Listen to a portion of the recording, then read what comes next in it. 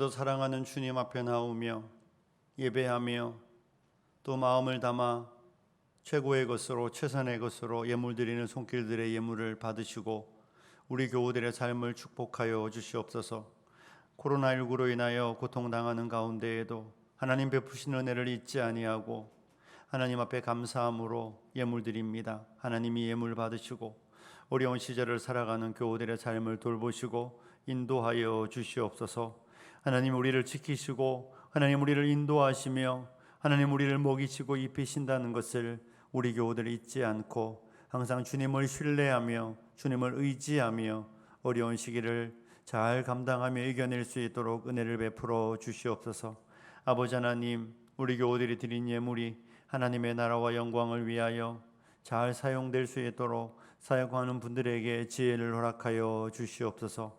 주께서 교우들의 예물을 받으시고 축복하실 것을 믿고 감사드리며 교우들을 축복하며 예수님과 거룩하신 이름으로 기도드리옵나이다. 아멘.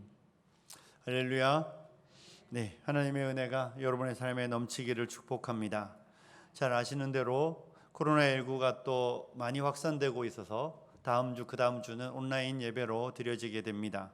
사랑하는 교우 여러분, 정부 지침을 잘 따라주셔야 합니다. 저와 여러분이 먼저 준법 정신을 따라서 나 하나쯤이야 이렇게 생각하시지 마시고 나 하나 안 지킨다고 뭔 일 있겠어 이렇게 생각하시면 안 됩니다.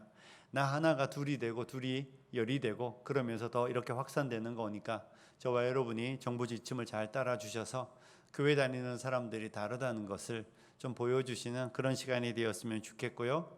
집에서 예배 드릴 때 더 열심히 예배하시고 기도하시고 하나님께서 긍휼을 베풀어 주시도록 힘쓰시는 기도하시는 저와 여러분이 되시기를 주님의 이름으로 축복합니다. 사랑하는 교우 여러분, 이제 연세 드신 어르신들이 많은데요.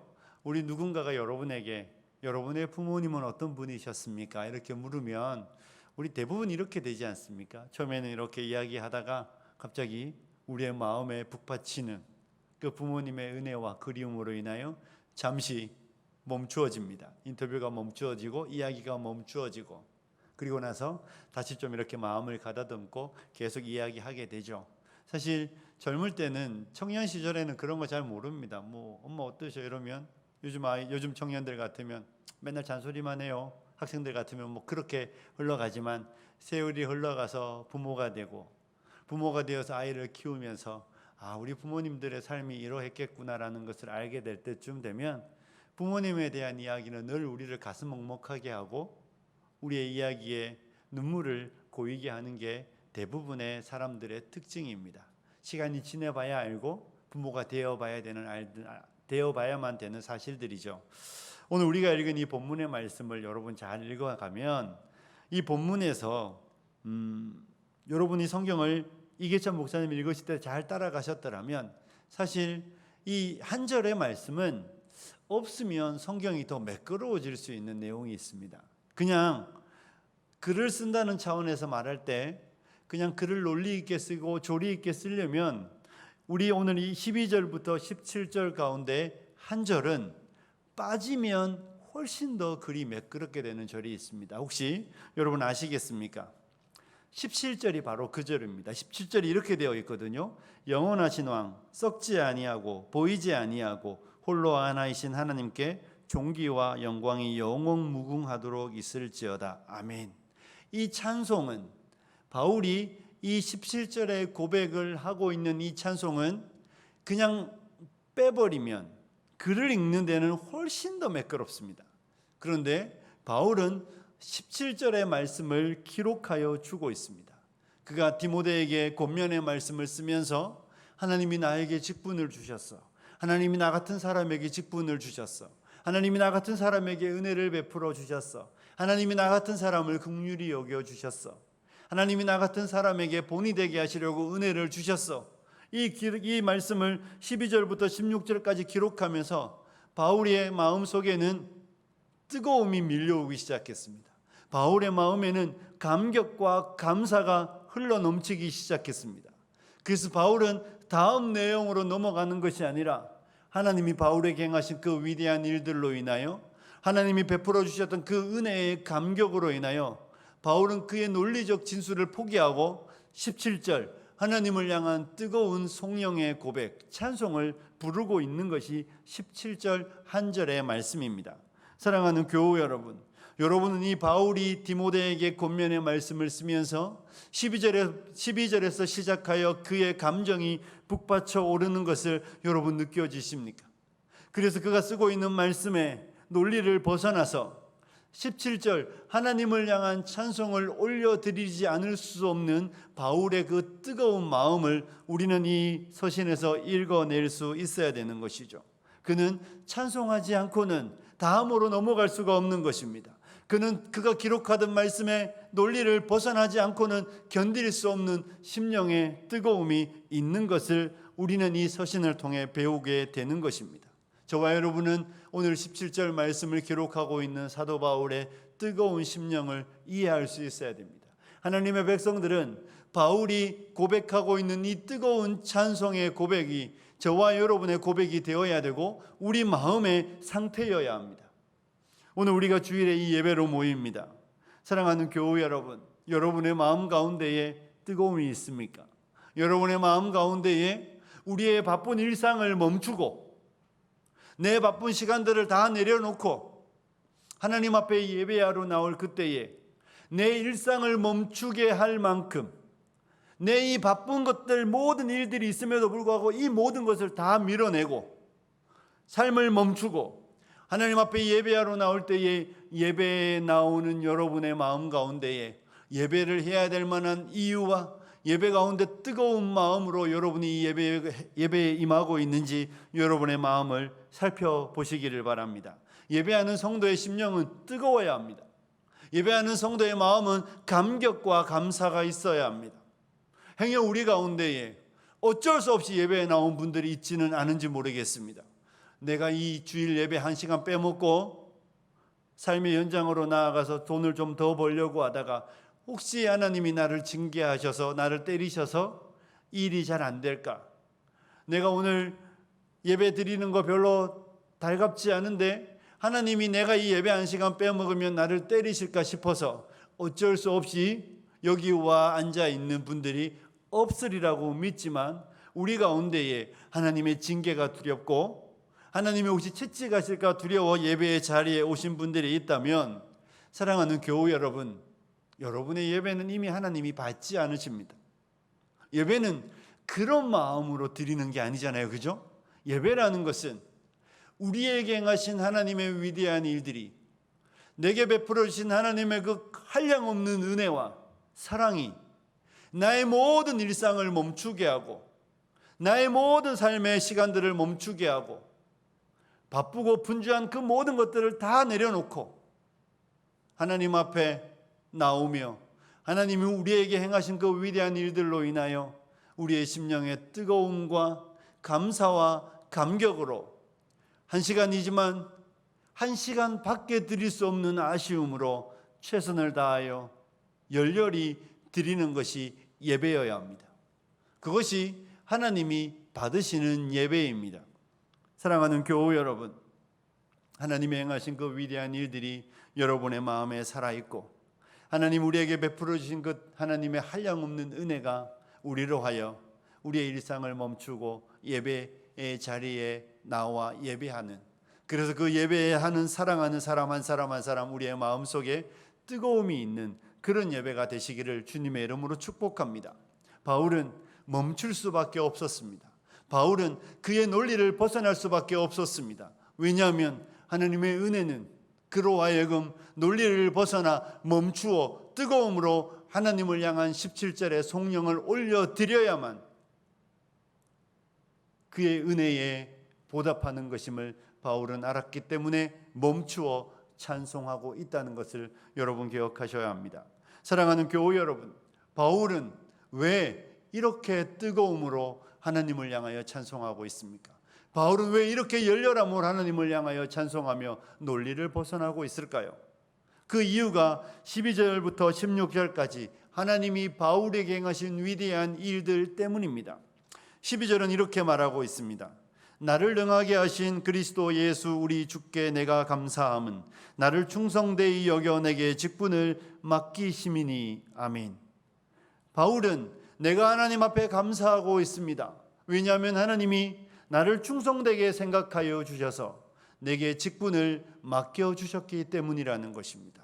내가 하나님의 교회를 섬기는 사도의 직분을 받은 것은 하나님이 내가 남다르게 그럴 능력이 있기 때문에, 그럴 자격이 있기 때문이 아니라 하나님이 나 같은 사람에게 직분을 주셔서 주님의 교회를 섬길 수 있도록 맡겨주신 은혜가 너무 감사하다고 바울은 고백하고 있습니다.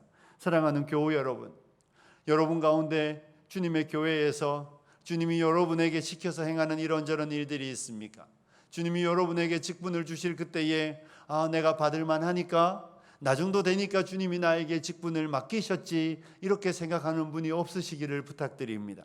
우리가 교회 안에서 어떤 일을 맡았든지, 우리가 이 땅에서 주님이 우리에게 시켜서 행하는 일이 무엇이든 관계없이 우리가 괜찮기 때문에 시키신 것이 아니라 주님이 친히 하시면 가장 잘할 수 있는 일들인데, 주님이 친히 행하시면 가장 탁월하게 일할 수 있고, 나보다 다른 사람에게 그 일을 맡기시면 훨씬 잘할 수 있는데 주님이 나에게 맡겨주셨다는 것을 기억하고, 그 일이 여러분에게 한숨 쉬거나 원망하거나 탄식하며 불평하는 일이 아니라 내게 맡겨주신 그 일이 우리의 감사의 이유가 되시기를 주님의 이름으로 축복합니다. 사랑하는 교우 여러분, 감사하셔야 합니다. 주님이 저를 목사로 부르셨잖아요. 주님이 저 같은 사람을 목사로 부르신 것이 얼마나 큰 은혜인지 모릅니다. 제 주변에는 저보다 훨씬 더 탁월한 사람, 우리 주변에는 저보다 훨씬 더 이 일을 잘 감당할 수 있는 사람이 있는데 주님이 저를 부르신 것입니다. 주님이 여러분에게 일을 맡겨주셨다면 여러분이 괜찮아서도 아니고 여러분이 탁월해서도 아니라 그저 주님이 우리를 충성되이 여겨 직분을 맡겨주셨다는 것을 기억하고 그 일들을 행하실 때에 감사함으로 행하시는 화평의 온 교우들이 되시기를 주님의 이름으로 축복합니다. 사랑하는 교우 여러분, 주님이 사도 바울에게 직분을 맡겨주셨습니다. 그가 직분을 맡기에 합당한 사람입니까? 그가 직분을 감당하기에 괜찮은 사람입니까? 아닙니다. 그가 어떤 사람이었습니까? 바울은 자기를 이렇게 소개하고 있습니다. 13절에 보면 내가 전에는 비방자요 박해자요 폭행자였으나, 이렇게 말하고 있습니다. 나는 비방하는 사람이었고 박해하는 사람이었고 폭행하는 사람이었다는 것입니다. 우리 잘 아시지 않습니까? 사도 바울은 예수님을 욕하고 예수님을 비방하고 예수님을 부인하는 사람이었습니다. 그냥 입술로만 부인하는 사람이 아니라 예수님을 믿는 그들을 박해하며 그들을 잡아 죽이기 위하여 그의 인생에 목숨을 걸었던 사람이었습니다. 그리고 그는 초대교회 7 집사였던 스데반 집사님이 돌에 맞아 죽을 때 그 자리에서 그것을 당연하게 여기는 한 사람이었습니다. 이것이 사도 바울이었습니다. 예수님을 박해하고 예수 믿는 사람을 죽이며 예수 믿는 사람을 대적하며 예수님을 욕하고 비난하고 저주하던 그 사람을 하나님이 불러주신 것입니다. 그런 사람에게 하나님이 직분을 맡겨주셨다고 말하는 것입니다. 하나님이 그런 사람을 긍휼히 여겨주신 것입니다. 사랑하는 교우 여러분, 긍휼이 무엇입니까? 16절에도 그러나 내가 긍휼을 입었다는 표현을 쓰는데, 여러분 긍휼이라는 단어를 잘 기억하셔야 합니다. 이 긍휼이라는 단어는 한 사람이 다른 사람에게 해를 가했습니다. 한 사람이 다른 사람에게 손해를 끼쳤습니다. 여러분으로 말하면 내가 굴뚝같이 믿었던 내 친구에게 보증을 서주었습니다. 우리 집을 담보로 보증을 서줬는데 이 친구가 말아먹고 도망을 간 것입니다. 그래서 내 평생이 그 친구 때문에, 내가 보증 쓴 그 인간 때문에 월급은 차압당하고 인생이 너무 고달파도 너무 고달팠습니다. 그렇게 그 고달픈 세월을 지내와서 이제 살만한 때가 되었는데 어느 날 그 친구를 만났습니다. 내 돈 떼먹고 도망갔으면 잘 살면 좋을 텐데, 얼굴에 기름 잘 자르고 좋은 차 타고 좋은 집에서 살면 괜찮은데 이건 뭐 거의 노숙자가 되어서 집도 절도 없이 행색이 너무 남루하고 비참한 처지에 놓여 있는 친구를 만난 것입니다. 친구를 볼 때에 내 지내온 날들 속에서 그 인간 때문에 고생했던, 그 인간 때문에 수고했던, 그 인간 때문에 내 삶이 어그러지고 깨어졌던 그 시간들은 하나도 생각나지 않고 그 친구가 처해 있는 그 비참한 현실이 보이기 시작하는 것입니다. 그래서 그 사람이 내게 해를 가했던 것들은 생각하지 않고 그 친구의 비참한 현실로 인하여 그를 불쌍히 여겨 도와주는 것이 바로 긍휼입니다. 긍휼은 해를 입은 사람이 그 해를 생각하지 않고 해를 가한 사람이 처해 있는 그 비참함을 생각하여 그를 불쌍히 여기는 것을 긍휼이라고 말하는 것입니다. 하나님께서 전에는 비방자여 박해자여 폭행자였던 사도 바울, 하나님의 해를 가하고 그리스도를 모욕하고 욕하며 그리스도에게 아픔을 주고 상처를 주었던 그 사람을 대할 때에 그의 현실이 너무 불쌍하게 여기셔서 주님이 바울에게 너 왜 그랬니? 이렇게 묻지 않으시는 거예요. 너 나한테 왜 그랬니? 이렇게 묻지 않으시는 거예요. 도리어 그를 불쌍히 여겨 그를 받아주시고 그를 불쌍히 여겨 은혜를 베풀어 주셨다는 것이 바로 긍휼이라는 것입니다. 사랑하는 교우 여러분, 주님은 바울을 긍휼히 여겨 주셨습니다. 그가 이전에 알지 못하고 행했던 그 어리석은 행동들을 주님은 그저 불쌍히 여기시고 그를 긍휼히 여겨서 그가 비방자였고 박해자였고 폭행자였지만 그것을 생각하지 않으시고 그를 용납하여 주시고 그를 받아주시며 그를 불쌍히 여겨주셨다고 바울은 우리에게 말하여 주고 있는 것입니다. 그리고 사도 바울에게 무슨 일이 있었습니까? 14절은 이렇게 되어 있습니다. 우리 주의 은혜가 그리스도 예수 안에 있는 믿음과 사랑과 함께 넘치도록 풍성하였다. 주님의 은혜가 내게 넘치도록 풍성하였다는 것입니다. 이 넘치도록 풍성하였다는 말은 무엇입니까? 주님이 바울에게 조금 은혜를 주었다는 것이 아니라 요즘에 이제 장마가 드는데 가끔 한강이 넘치거나 어떤 강둑이 넘쳐서 뚝도 보이지 않을 만큼 차고 넘치는 것을 이 성경에서 표현하고 있는 것이죠. 주님의 은혜가 사도 바울에게 흘러 넘치도록 부어졌다고 바울은 말하는 것입니다. 주님이 전에는 비방자요 박해자요 폭행자였던 사도 바울에게 징계하거나 심판하거나 형벌하지 아니하시고 그에게 은혜를 베푸시는데 넘치게 은혜를 주신 것입니다. 그 넘치는 은혜의 내용이 이런 것입니다. 그리스도 예수 안에 있는 믿음과 사랑과 함께 주님이 사도 바울에게 은혜를 주셨는데 그가 무엇을 하는 것입니까? 그에게 믿음을 주셨다는 것입니다. 사랑하는 교우 여러분, 불신자였던 사도 바울에게 예수님을 믿게 되었다는 것입니다. 믿음은 내가 원한다고 갖는 것이 아니라, 믿음은 내가 갖고 싶다고 갖는 것이 아니라, 나는 그리스도를 알지 못했고 나는 그리스도를 믿을 수 없었는데 그래서 그리스도를 비방하고 박해하며 핍박하는 인생이었는데 하나님이 사도 바울의 마음에 믿음을 허락하여 주셨던 것입니다. 주의 성령이 사도 바울의 마음에 예수의 주 되신 것이 믿어질 수 있도록 은혜를 베풀어 주셨던 것이죠. 바울의 심령 가운데에 하나님의 은혜가 믿어지기 시작했다는 것입니다. 불신자였던 바울의 마음속에 믿음이 생긴 것이죠. 교회 안에 저와 여러분이 예수를 믿습니까? 그것이 우리가 믿겠다고 해서 믿게 된 것입니까? 내가 예수를 믿어보겠다고 두 주먹 불 건지고 나도 믿어봐야지 이렇게 결단하니 어느 날 내 마음에 믿음이 생기던가요? 그런 일이 아니잖아요. 하나님께서 강팍하고 완고하고 도무지 깨닫지 못하는 무지한 우리의 마음을 열어 젖히시고 우리의 심령 가운데 진리의 빛을 비추어 어둠 속에 빛을 비추시던 그 하나님이 우리의 마음속에 진리의 빛을 비추어 우리로 하여 하나님의 아들 예수 그리스도께서 우리를 위해 지신 십자가의 은혜를 믿어지도록 은혜를 베풀어 주신 것입니다. 저와 여러분의 마음속에, 바울의 마음속에 하나님이 믿음을 일으키셨던 것이죠. 뿐만 아니라 하나님이 바울의 마음속에 사랑이 충만하도록 은혜를 베풀어 주셨다는 것입니다. 전에 바울은 미워하는 사람이었고 시기하는 사람이었고 질투하는 사람이었고 분쟁하는 사람이었는데 주께서 바울에게 믿음을 일으키시며 그의 마음에 넘치는 사랑을 일으키셨다고 바울은 우리에게 말하여 주고 있습니다. 사랑하는 교우 여러분, 우리 가운데에 어떤 분이 남다르게 누군가를 사랑하는 사람이 있습니까? 우리 가운데 남다르게 정말로 예수님을 닮은 그 사랑이 충만한 사람이 있습니까? 그를 볼 때마다 우리는 하나님이 그 사람에게 참 큰 일을 하셨다는 것을 깨달아 알아야 하는 것입니다.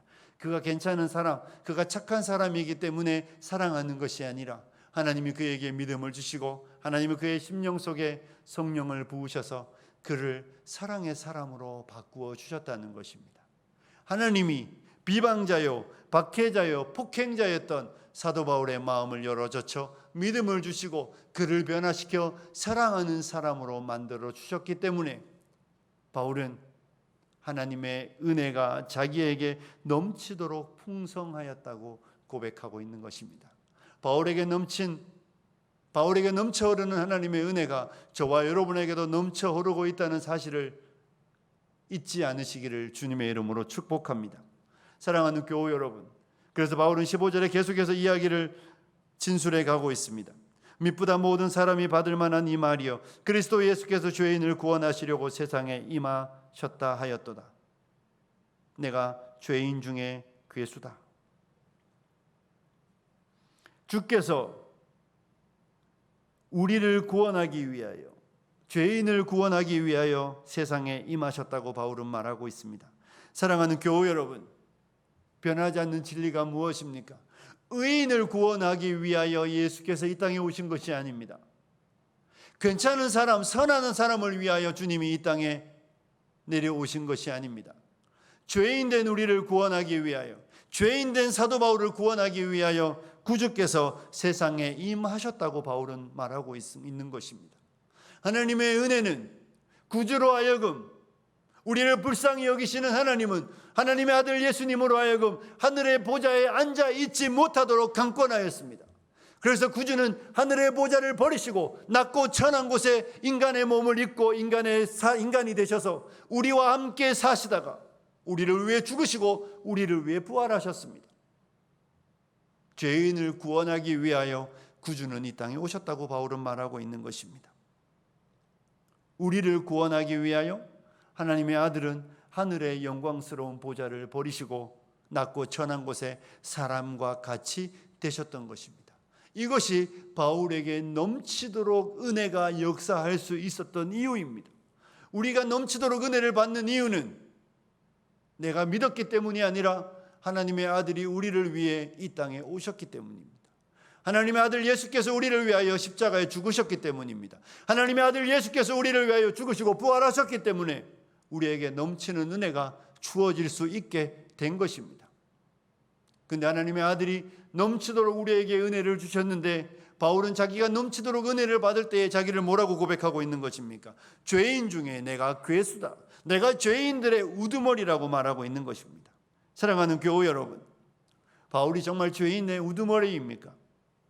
바울은 정말로 죄인의 우두머리 될 만큼 심각한 죄인이었습니까? 아닙니다, 여러분. 바울의 이 고백은 예수를 믿는 하나님의 은혜가 그 마음에 작용한 모든 성도들의 고백입니다. 혹시 우리 중에 나는 그래도 괜찮은 사람이니까 주님이 나를 사랑하셨다고 생각하는 분들이 없으셔야 합니다. 우리 중에 나는 그래도 주님의 은혜와 사랑을 받을 만큼 그래도 좀 괜찮은 사람이라고 생각하는 분들이 있다면 여러분은 아직 하나님의 은혜를 잘 모르는 것입니다.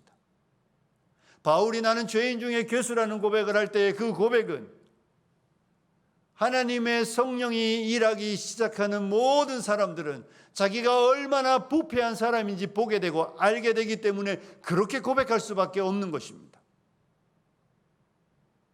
벌레라고 왜 이야기하겠습니까? 왜 나를 죄인 중에 괴수라고 고백하겠습니까? 내가 그런 사람이기 때문에 그렇습니다. 내가 그런 사람이라는 것을 보게 되고 알게 되기 때문입니다. 목사님, 저는 그래도 바울처럼 예수 믿는 사람을 박해하지는 않았습니다. 목사님, 그래도 저는 바울처럼 대놓고 주님을 욕하거나 비방한 적은 없습니다. 이렇게 말할지 모르겠지만 사랑하는 교우 여러분, 진리의 성령이 우리에게 비추기 시작할 때 우리의 마음은 우리가 얼마나 부패한 인생인지, 만물보다 거짓되고 부패한 것이 사람의 마음이라고 말하는 선지자의 고백처럼 우리는 우리를 보게 되고 우리는 우리 안에 선함이 하나도 없다는 것을 깨달아 알게 되는 것입니다. 우리 가운데 누구도 나에게 선이 있다고 말하는 사람이 있다면 그 사람에게는 은혜가 없는 것입니다. 우리 가운데 어떤 사람도 나는 괜찮다고 조금이라도 생각하는 사람이 있다면 그는 하나님의 나라를 유업으로 받지 못했음을 스스로 말하고 있는 것입니다. 누가복음 18장에 세리가 멀리 있어서 눈을 들어 하늘을 향하여 이렇게 고백하죠. 가슴을 치며 이르되 하나님이여 불쌍히 여기소서 나는 죄인입니다. 그 세리의 고백은 특별한 한 사람의 고백이 아니라 예수를 믿는 모든 사람은 자기가 얼마나 비참한 죄인인지를 깨달아 아는 데서 신앙은 첫걸음을 떼는 것입니다. 하나님의 나라로 나아가는 첫걸음은 내가 만물보다 부패하고 만물보다 더럽고 만물보다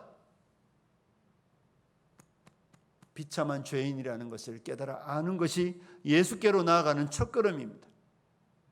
사랑하는 교우 여러분, 혹시 우리 안에 나는 바울은 나는 죄인 중에 괴수라고 말하는 이야기에 동의하지 못하는 분들이 있다면 여러분은 오늘부터 다른 모든 일들을 멈추고 하나님, 내가 어떤 인생인지 하나님 내 마음에 빛을 비추어 나를 볼 수 있게 해달라고 기도하셔야 합니다. 여러분이 죄인이 아닌 이유는 여러분이 여러분을 보지 못하기 때문입니다. 여러분이 바울처럼 내가 죄인 중에 괴수라고 고백하지 못하는 이유는 내가 내 마음을 바라보지 못하기 때문입니다. 내가 내 마음이 얼마나 더럽고 부패하고 썩어 있는지 알지 못하기 때문에 모든 사람이 죄를 범하였다는 성경의 고백이 나와 관계없는 것처럼 들리고 나는 그래도 괜찮다고 생각하고 있다면 여러분은 하나님의 나라의 밖에 있는 것입니다. 하나님의 나라를 아직 유업으로 받지 못한 것입니다. 하나님의 나라로 유업을 받는 첫 번째 관문은 내가 누구인지를 아는 것이고 그 내가 누구인지는 내가 죄인이라는 것을 아는 것입니다. 그리고 내가 죄인 중에 가장 심각한 괴수라는 것을 깨달아 아는 것이 그리스도 예수께로 나아가는 첫 발걸음입니다. 사랑하는 교우 여러분, 여러분은 어떻습니까? 여러분은 내가 죄인 중에 괴수라는 것을 알고 있습니까? 그런데 하나님이 그런 우리를 불쌍히 여기셨다는 것을 깨달아 아시고 있습니까? 주께서 나 같은 죄인을 구원하여 주셨습니다. 주께서 나 같은 죄인에게 큰 은혜를 베풀어 주셨다는 것을 여러분 기억하고 있습니까? 그래서 그리스도의 넘치는 은혜와 그리스도의 그 넘치는 긍휼과 하나님의 사랑이 나로 하여 내 삶의 모든 시간을 멈추고 주님이 우리를 예배의 자리에 부르신 이 영광스러운 자리에 나와 주님을 예배하며 찬송하고 있는 것입니까? 그리고 주님의 넘치는 은혜, 죄인 괴수인 나에게 베풀어진 은혜 때문에 바울은 그의 삶을 그리스도 예수의 군사로 고난당하며 그의 삶을 그리스도 예수의 군사로 주의 영광을 위하여 순교의 잔을 받을 수 있었습니다. 저와 여러분의 마음속에 주님의 넘치는 은혜가 우리의 일상을 멈추게 하여 예배할 수 있어야 우리는 우리의 삶의 자리로 나아갈 때에 우리에게 베풀어준 그 한량없는 주님의 은혜 때문에 그리스도 예수의 군사로 그리스도의 영광을 위하여 우리의 삶의 자리에서 그리스도를 위해 고난받는 삶을 살아가게 됩니다. 넘치는 은혜가 우리 안에 살아있어야 죄인 괴수에게 부어진 은혜가 내 안에 살아있어야 그리스도를 위해 살 수도 있고 그리스도를 위해 죽을 수도 있는 것입니다. 사도 바울은 이 넘치는 은혜 때문에 주님을 향하여 찬송하고 이 넘치는 은혜 때문에 주님을 위하여 살고 이 넘치는 은혜 때문에 주님을 위하여 죽었던 것을 우리는 기억하셔야 합니다. 사랑하는 교우 여러분, 주님이 우리에게 은혜를 주셨습니다. 왜 은혜를 주셨습니까? 바울은 16절에 그러나 내가 긍휼을 입은 까닭은 예수 그리스도께서 내게 먼저 일체 오래 참으심을 보이사 후에 주를 믿어 영생 얻는 자들에게 본이 되게 하려 하심이라. 무슨 이야기입니까? 주님이 나를 향하여 오래 참으셨습니다. 주님의 끝없는 인내와 사랑이 나를 심판과 형벌과 저주로 던져지지 않고 나를 긍휼히 여겨 주를 믿게 하여 주셨다고 고백하는 것이죠. 그 믿게 하여 주신 이유가 무엇입니까? 후에 예수를 믿는 사람들에게 본이 되기 위함입니다. 여러분이 먼저 예수를 믿은 이유는 무엇일까요? 바울은 이렇게 말합니다. 야, 나 같은 비방자요, 박해자요, 폭행자였던 죄인 중에 괴수인 나도 예수를 믿었는데 당신도 예수를 믿을 수 있습니다. 당신도 예수를 믿어 용서받을 수 있다는 이야기를 주님은 바울을 통하여 하게 하시려고 죄인 중에 괴수였던 바울에게 오래 참으시며 그를 긍휼히 여기셨던 것이죠. 사랑하는 교우 여러분, 혹시 여러분 가운데 나는 예수를 믿을 만한 사람이니까 믿지만 TV에 어떤 흉악한 강도가 예수를 믿었다는 이야기를 들으면 저 사람이 왜 예수를 믿지? 하나님 왜 저런 사람에게 은혜를 주시지? 고개를 혹시 흔들며 저런 사람은 은혜 받으면 안 돼, 혹시 이렇게 생각하시는 분들이 있다면 여러분 곰곰이 생각하셔야 합니다. 여러분은 그 사람보다 여러분이 낫다고 생각하고 있는 것이죠. 나는 그래도 은혜를 좀 받을 만하다고 생각하는 착각 속에 살아가는 것입니다. 그 사람과 내가 다르지 않습니다. 아니, 그 사람이 나보다 낫다는 것을 여러분 발견할 수 있어야 저와 여러분이 잘 살아가고 있는 것입니다. 주님이 여러분과 저에게 먼저 은혜를 주신 이유는 먼저 믿은 우리들이 야, 나도 예수를 믿었으니 하나님이 나 같은 사람도 긍휼히 여기셨으니 저 사람을 긍휼히 여기는 것은 당연하다. 그러며 그들에게 본이 되게 하시려고 주님이 우리에게 먼저 은혜를 주셨다는 사실을 여러분 기억하셔야 합니다. 사랑하는 교우 여러분, 사도 바울은 이렇게 주님이 자기에게 베풀어 주신 한량없는 은혜와 긍휼로 인하여 죄인 괴수에게 넘치는 하나님의 은혜와 긍휼로 인하여 이 내용을 기술하여 가다 하나님의 은혜가 너무 감사하고 하나님의 베푸신 은혜가 너무 감격스러워 그의 논리를 벗어나 영원하신 왕 곧 썩지 아니하고 보이지 아니하고 홀로 하나이신 하나님께 존귀와 영광이 영원 무궁하도록 있을지어다 아멘 하며 찬송을 부르고 있는 것입니다. 영원하신 하나님, 썩지 않고 더럽지 아니 보이지 아니하시는 하나님, 유일하신 하나님이 나 같은 사람을 사랑하셨다고 고백하고 있는 것입니다. 그리고 그 찬송을 하나님을 향하여 글로서 마음의 뜨거움을 고백하고 있는 것입니다. 어쩌면 우리가 상상해 보면 바울은 이 17절을 기록하며 막 갈겨 쓰는 것이 아니라 이 한 절의 말씀을 적으며 그의 심령은 뜨거웠고 그의 눈에는 넘쳐 흐르는 은혜의 감격으로 인한 눈물이 있었을 것입니다. 이 한 절을 쓰면서 바울의 두 눈은 멈출 수 없는 눈물로 가득했을 것입니다. 그래서 바울은 그렇게 살 수 있었던 것입니다. 사랑하는 교우 여러분, 19세기 위대한 설교자라고 말하면 찰스 스펄전 목사님이 있습니다.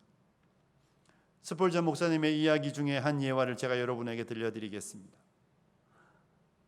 이분은 당시에 19세기 1800년대 영국에서 한 6,000명 거의 10,000명 되는 교회를 육성으로 목회하신 분이셨습니다.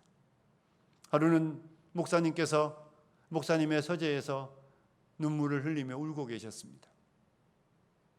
꺼이꺼이 우시는 목사님의 눈물 소리, 울음소리가 아내에게 들렸습니다. 사모님이 와서 물었겠죠. 목사님, 무슨 이야기를 들으셨길래 이렇게 슬퍼하고 눈물 흘리고 계십니까? 무슨 일 때문에 우시는지 저에게 좀 말해주세요. 이렇게 물었습니다. 목사님께서 무엇이라고 말했겠습니까? 제가 왜 울고 있는지 아십니까? 내게 베풀어 주신 하나님의 은혜, 구주 십자가를 생각하고 묵상하는데 내 마음에 아무런 감동이 없습니다. 구주의 십자가를 묵상하고 있는데 내 마음속에 어떤 감동도 감격도 없어서 마음이 너무 아파서 눈물을 흘리고 있다고 스펄전 목사님은 아내에게 말했습니다. 내가 이렇게 십자가에 감격도 없고 이렇게 영혼이 메말라 있는데 내가 어떻게 다른 사람에게 십자가를 보라고 증언할 수 있겠습니까? 사랑하는 교우 여러분, 십자가에 감격이 없는 목회자가 설교하는 일이 이상한 것이죠. 십자가의 은혜에 감격이 없는 성도가 삶의 연장에서 그리스도를 위하여 수고한다는 일이 가능한 이야기이겠습니까? 십자가의 은혜가 없는 성도가 삶의 연장에 나아가 주를 위해 수고하는 일이 가능하겠습니까? 찬송가 143장에 이런 이 찬송가 여러분 아시죠? 웬 말인가 날 위하여. 4절과 5절 가사가 이렇습니다. 나 십자가 대할 때에 그 일이 고마워. 내 얼굴 감히 못 들고 눈물 흘리도다. 늘 울어도 눈물로써 못 갚을 줄 알아. 몸밖에 드릴 것 없어 이 몸 바칩니다. 여러분, 나 십자가 대할 때에 그 일이 고맙습니까?